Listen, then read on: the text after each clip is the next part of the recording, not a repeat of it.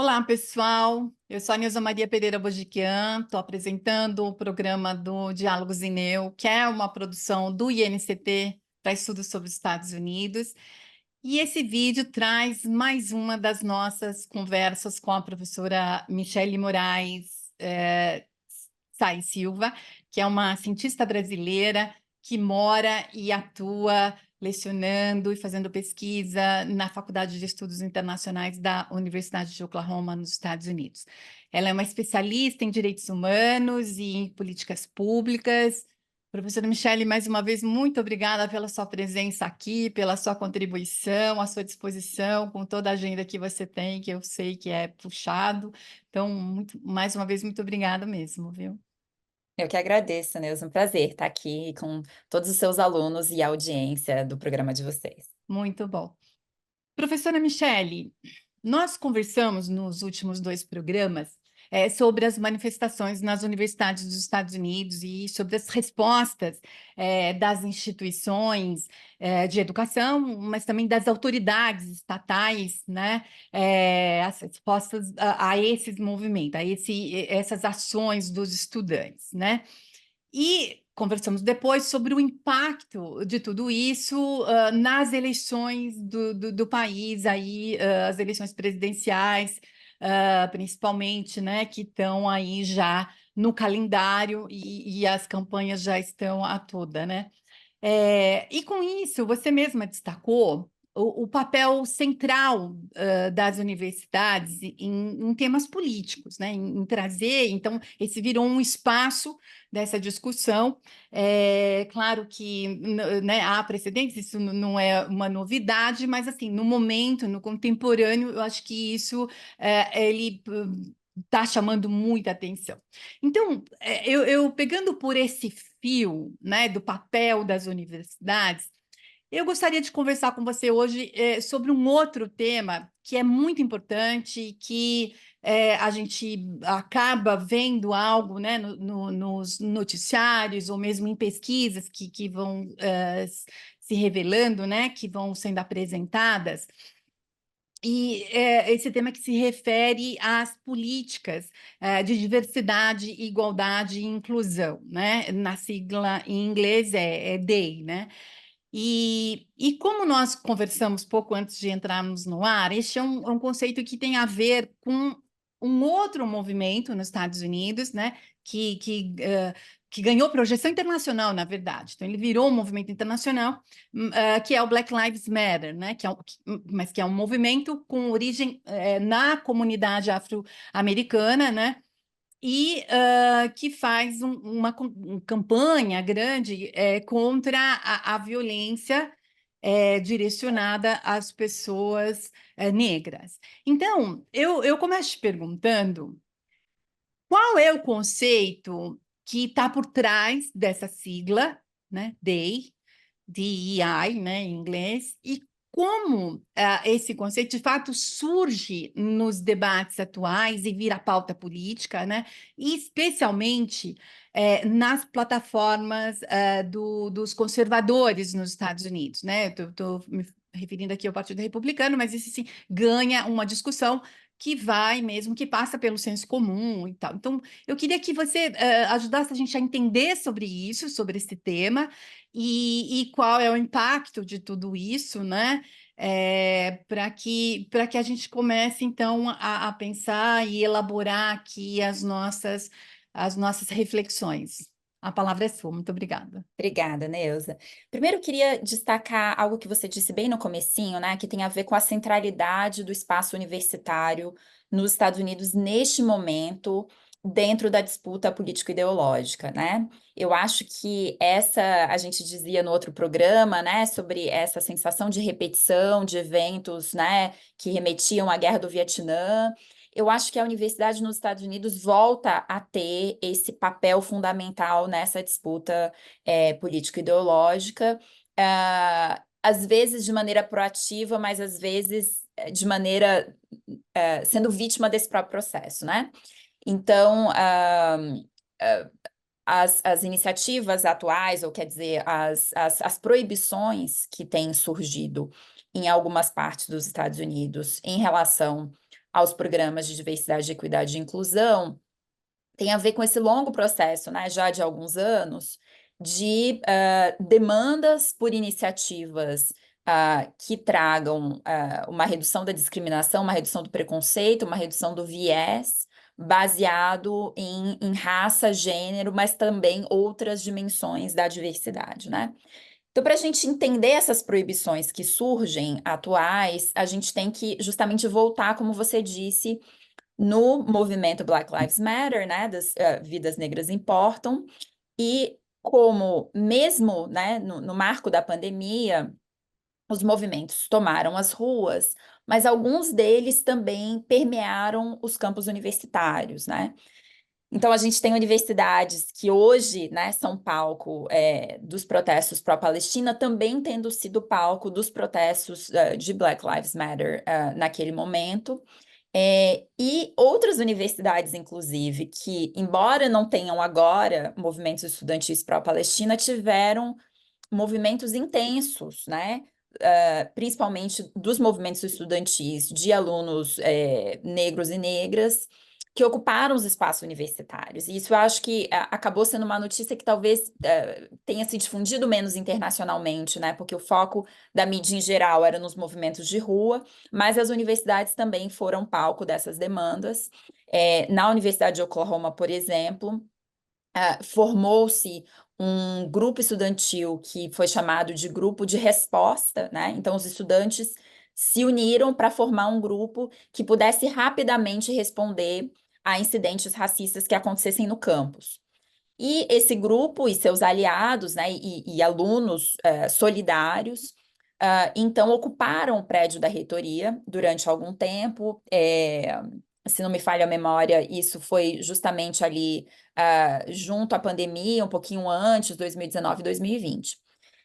Então, com esse engajamento direto dos alunos, né, demandando que as universidades também passassem a ser espaços de inclusão, espaços de acolhimento da diversidade e espaços proativos, né, espaços verdadeiramente antirracistas. Como resposta a essas demandas feitas pelos estudantes, mas também pelo corpo docente, né, pelo conjunto da comunidade universitária, as universidades passaram a estudar mecanismos que pudessem oferecer resposta, né? E surgiram em algumas universidades, isso depois se difundiu pelo conjunto das universidades nos Estados Unidos, por grande parte delas, essas iniciativas chamadas de DEI, né? DEI significando diversidade, equidade e inclusão. É interessante porque, Neuza, a primeira vez que eu ouvi o uso da sigla, eu me incomodei. E eu me incomodei pelo seguinte motivo. Porque eu acho que quando a gente cria siglas, a gente gera um apagamento do significado das palavras que estão nessa sigla, né?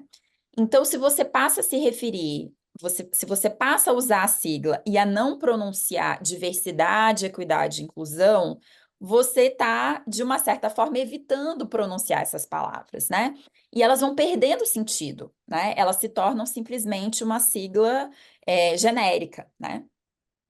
Mas, no entanto, obviamente, né? Isso era um incômodo de uma professora, isso foi institucionalizado, isso foi incorporado. Eu acho que, como eu disse, isso fez parte de um movimento das universidades de tentarem dar resposta às demandas, né, originárias do Black Lives Matter e não, de uma certa forma, restringir as ações a questões raciais, mas também incorporar um olhar mais amplo para a diversidade, que, portanto, também levasse em consideração gênero, identidade de gênero, capacitismo, né? E todas as outras demais dimensões da diversidade, povos indígenas, etc. Nacionalidade.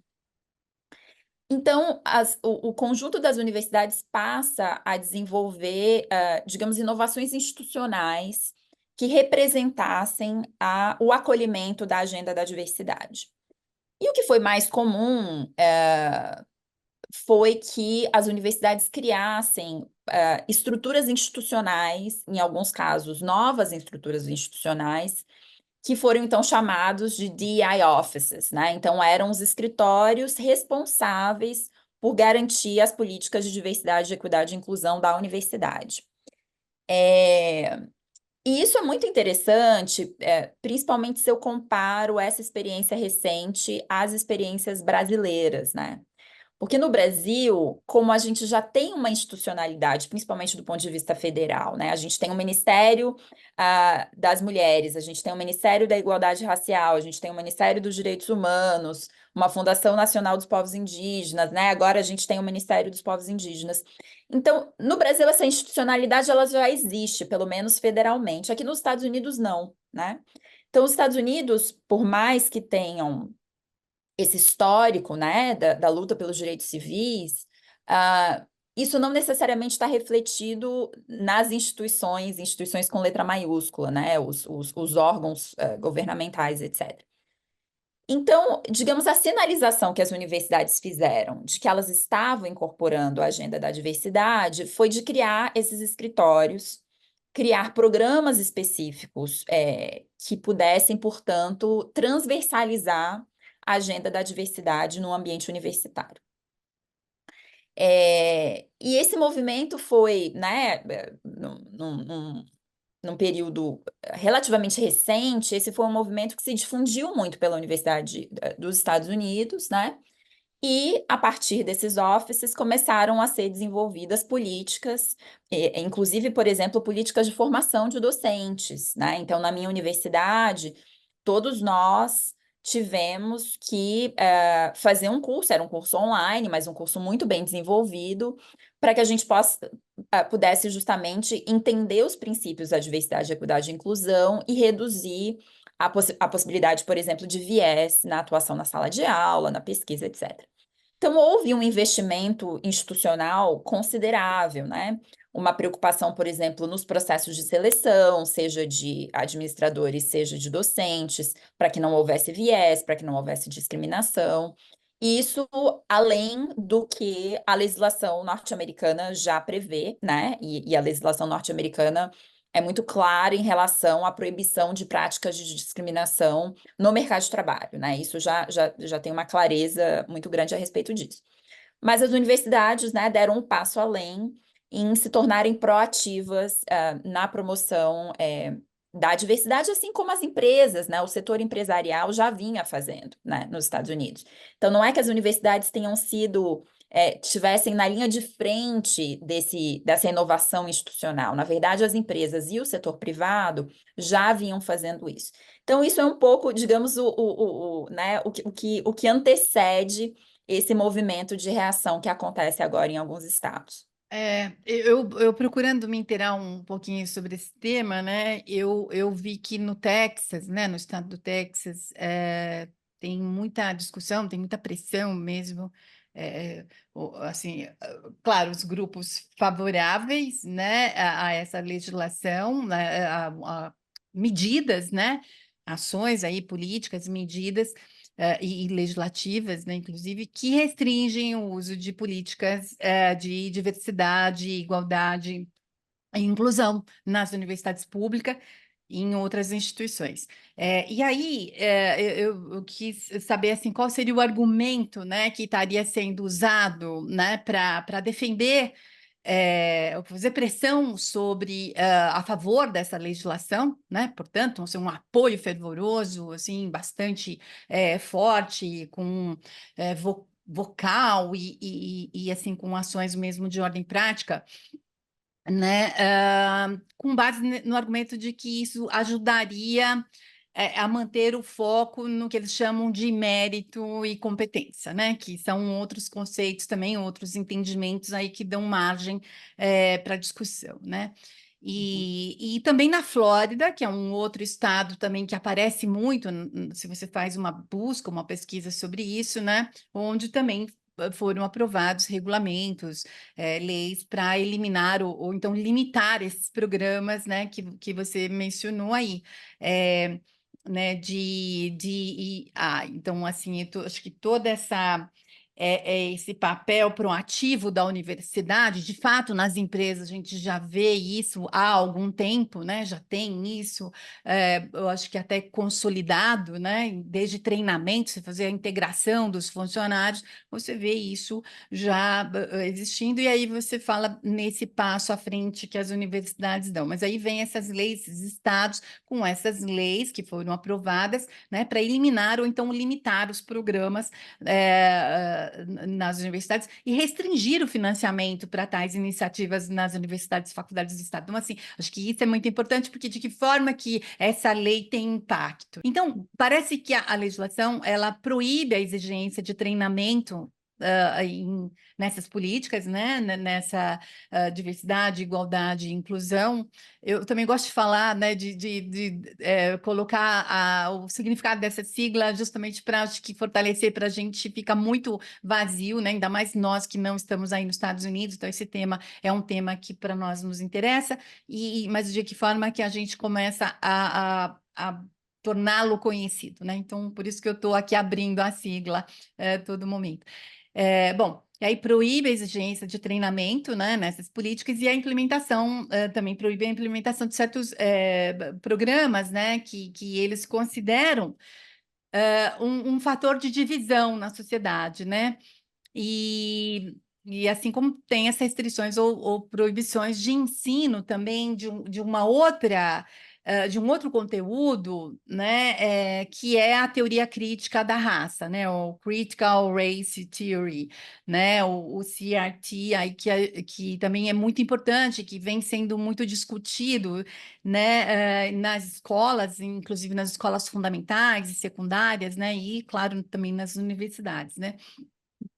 E aí também a gente vê né, em outros estados, como Michigan e Califórnia, né, onde foram né, colocados aí em prática alguns esforços para proteger e expandir os programas de diversidade, igualdade e inclusão, né, nos setores público e também privado. Então, acho que eles também são aí são estados referências, né, no lado oposto dos estados conservadores, né? E essas orientações políticas e argumentos, de fato, eu acho que eles refletem, de um lado, uma visão, né, essa visão conservadora, que valoriza o que eles chamam de meritocracia, né, valorizam o que eles chamam também de liberdade individual, e a gente tem essa dificuldade também para entender de que liberdade é essa individual que está se falando, né, que uma hora parece que é aplicável o conceito, outra hora não, mas enfim.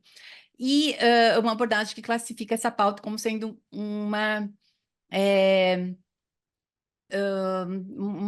o que eles chamam de engenharia social, que não refletiria os valores de muitos residentes da Flórida. Uhum. Né? E aí, do outro lado, há uma visão que promove uma maior intervenção para corrigir essas desigualdades históricas e promover essa diversidade. É assim que ela surge, né?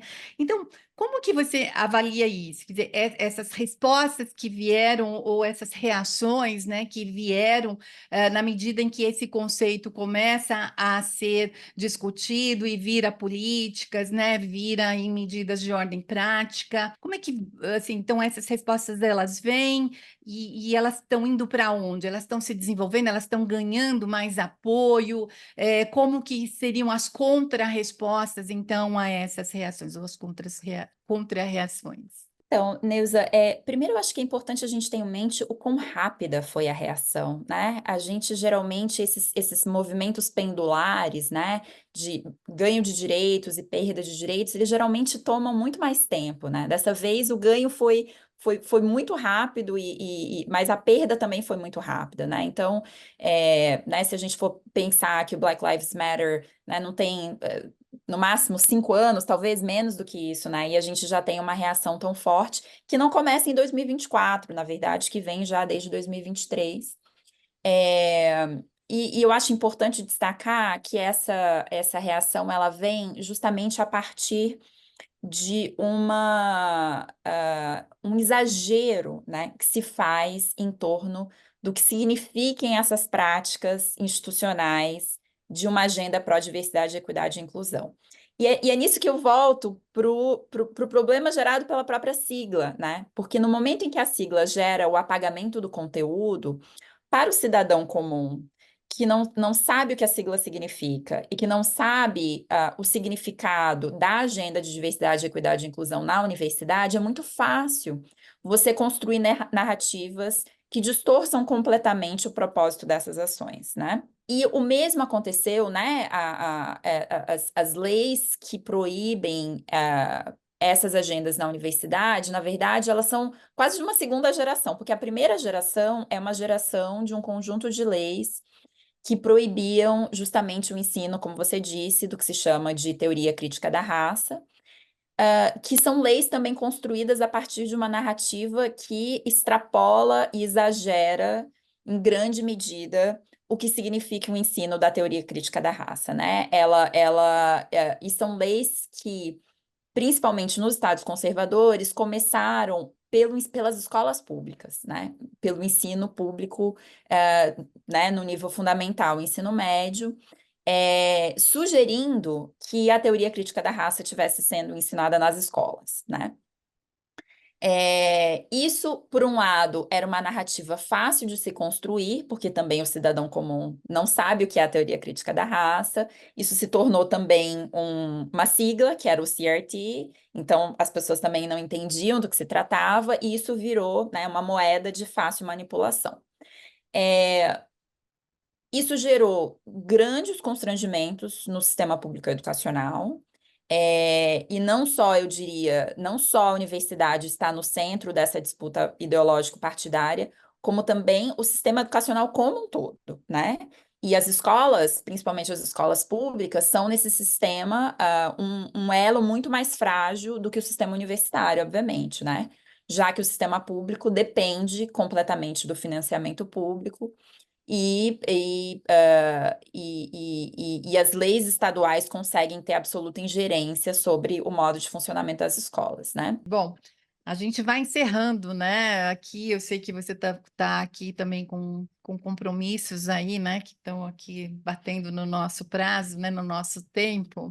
Então, eu quero te liberar para isso, e agradecendo muito, muito mesmo a sua colaboração, essa contribuição aqui, fundamental, instigante, né?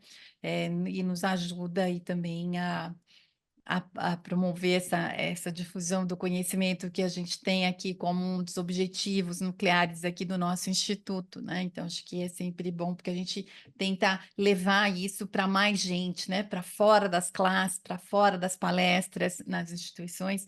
Então, acho que isso daqui uma coisa que a gente vem trabalhando, fazendo corpo a corpo, devagarzinho a gente vai conseguindo, né? Agradeço muito as pessoas que estão dispostas a colaborar com isso, viu? Fica à sua disposição. E eu agradeço a todos e a todas que me acompanham toda semana aqui, né, religiosamente comigo, né, ou quando a gente está aí nos recessos, mas que esperam e depois voltam com a gente. Eu espero, sinceramente, que você tenha gostado desse novo vídeo, né, desse novo conteúdo. Então, se gostou, deixa eu saber disso, né? Clica ali o like, indica o vídeo para mais gente, inscreva-se no canal, porque isso também é legal para a gente. E é isso, eu fico muito contente de estar entregando mais esse conteúdo aqui para todos e para todas. A gente se vê em breve, até logo, muito logo.